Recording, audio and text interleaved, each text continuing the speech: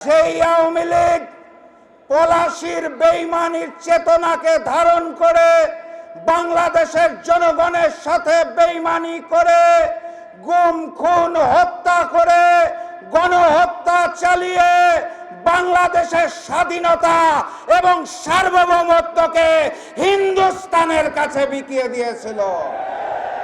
আজকের এই 23শে জুনে এই ঐতিহাসিক বিজয়নগর পল্টনে আমাদের সকলকে শপথ নিতে হবে, এই যুগের নতুন মির্জাফরেরা, এই যুগের নতুন শেখেরা যারা বাংলাদেশের স্বাধীনতা, সার্বভৌমত্ব এবং মানচিত্রকে বিকিয়ে দিতে চায়, তাদের বিরুদ্ধে লড়াই হবে ইনশাআল্লাহ।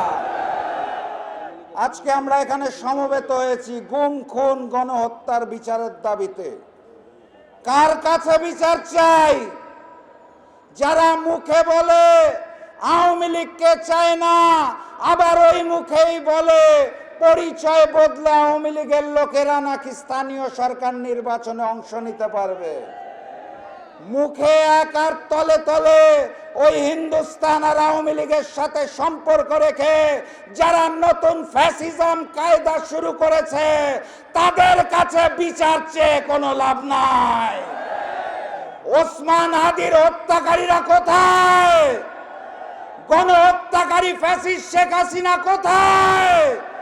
তাদের দেশে নিয়ে এসে ফাঁসির কাস্টে ঝুলানোর জন্য এই সরকারের পক্ষ থেকে কোনো পদক্ষেপ দেখা যাচ্ছে না। অতএব বিচার যদি চাইতে হয়, তাহলে আমিরে জামাত ডক্টর শফিকুর রহমান খুলনা সমাবেশে বলে দিয়েছেন, অনিবার্য বিপ্লবের প্রস্তুতি নেন।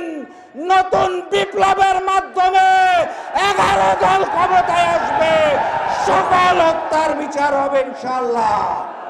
সবাই প্রস্তুত আছেন? দেখা হবে বিজয় ইনশাআল্লাহ।